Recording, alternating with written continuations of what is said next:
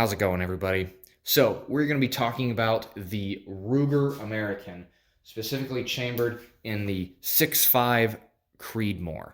So, initially, I have always been a 308 based round, or that's kind of what I circulate around for, longer range precision shooting. And everybody kept telling me I got to go with a 6.5. So I looked around for a while, really wanted one, couldn't find one that was really reasonably in the budget that I wanted to get into it.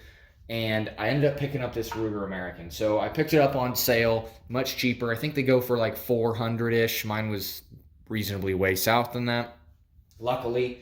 And then I threw on the Primary Arms ACSS Apollo scope, which this is an awesome scope. It's about $500-ish. So pretty much this comes in as it is, way probably less than $1,000. So normally people try to do that 1,000-yard, $1,000 rifle.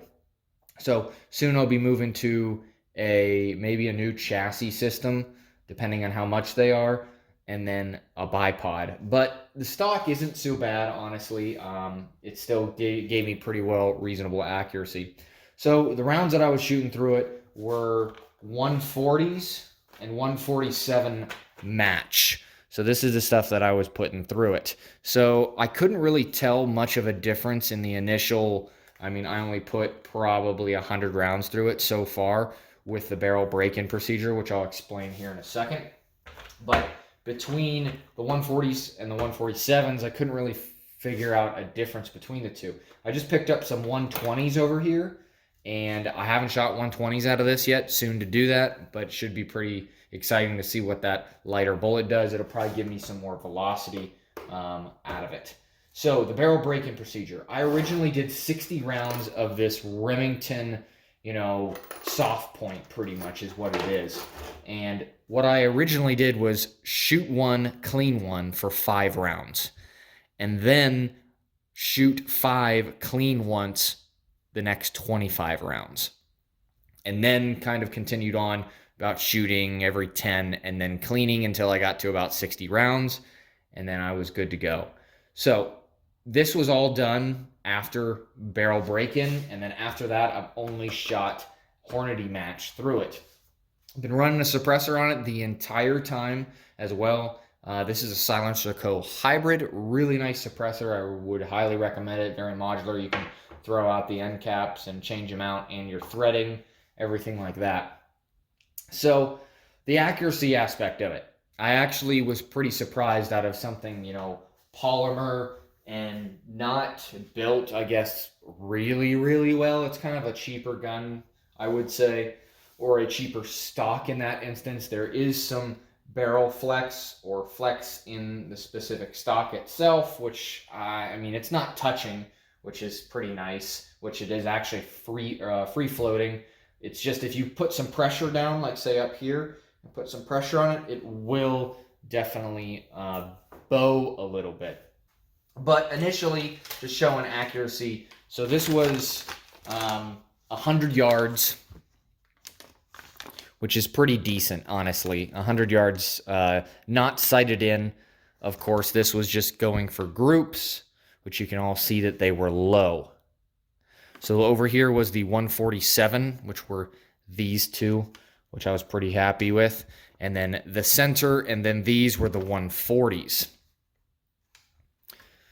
So I was honestly really happy with this. And this was before I did a full, actual sight-in. And that's kind of what I did on this piece of paper up here. Starting out, I was kind of moving it around a little bit, as you can see, first. Then I made some adjustments, went to my second, made some more adjustments, went to third.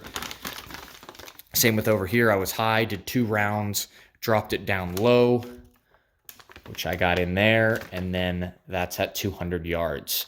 So almost MOA at 200 yards, which I'm pretty happy about, honestly, for a firearm that is, way less than even $800 altogether, not including the suppressor, because it's not a requirement to really use the suppressor aspect. But also, I would recommend doing a logbook as well. That's what I do, is I have certain information wrote down of how many rounds and what your specific, weather conditions are, which is the watch specifically tells me, hey, what's your barometric pressure, what's your elevation, what's your temperature, stuff like that. And it can really assist in those longer range stuff. So overall, the rifle performs pretty well. There is one issue that I do not like, and I will be changing out for this specific reason. But this rotary magazine that's in it is, at least the one that I got, is absolute trash. So when you place the rounds inside it,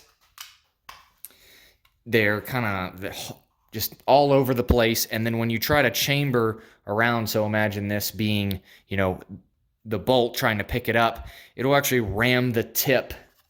Let's see if I can get you guys to see it. It'll actually ram the tip into the edge of the plastic. So literally I have to single feed around every time I want to shoot, which is not cool at all, and I do not like it. So that's kind of an issue. Also, it doesn't like to be fed technically either. So if I would, for instance, it is on safe, so we don't have to worry about it. But if I just, typically drop the round in and then go to throw it in there, there you go. Jammed up. Right there. Pick it up, maybe you can actually see. So if you just lay the round in there, it will not do it. Even with the tips, that has a polymer tip on it, or if you throw in a different one, core, you actually have to push it in, and then there's that issue again. So you got to get it just specifically right, and there it's locking up again. So you got to push down on the back. I can't even get it to work right now, actually, at the moment. Nope, see? Quite unfortunate. And that is exactly why I'm switching out the stock. So, not happy about it at all. This rotary mag is absolute trash, and for some reason it doesn't like the single feed. So I'm going to get a private mag pull stock. But other than that, honestly, the trigger is really good. The bolt's pretty good. It ejects very well. It's just this magazine portion of it, and I do not like it. So let's see if I can get it to work again properly. And it tears your fingers up too. So not really great on that aspect. But put the round in. Let's see if I can get it to work now. Nope. Push it all the way to the rear. There we go. And there we chambered it. So it takes a little bit of finagling. So everybody's going to be freaking out. Oh, there's round in the chamber and whatnot. But it ejects pretty well. I don't have any issues with that. So I'll throw probably some footage in here of actually shooting, enjoying it and whatnot. But so far, I really like the firearm other than that specific magazine issue. The accuracy is superb with 6.5 Creedmoor. I've only taken out to 500 yards recently, and I went out, shot steel, went 100, 200, 3, all the way out to 5. Single shot on each, and it was about a 15-mile-per-hour wind, which the reticle has hold-offs for, which is outstanding. So if you guys like this kind of stuff, I'm probably going to do a part 2 of this, actually out at the range, showing you the accuracy of it. So definitely, if you like this kind of stuff, definitely hit like and subscribe. We got a lot more coming up, and I hope you all have a great day.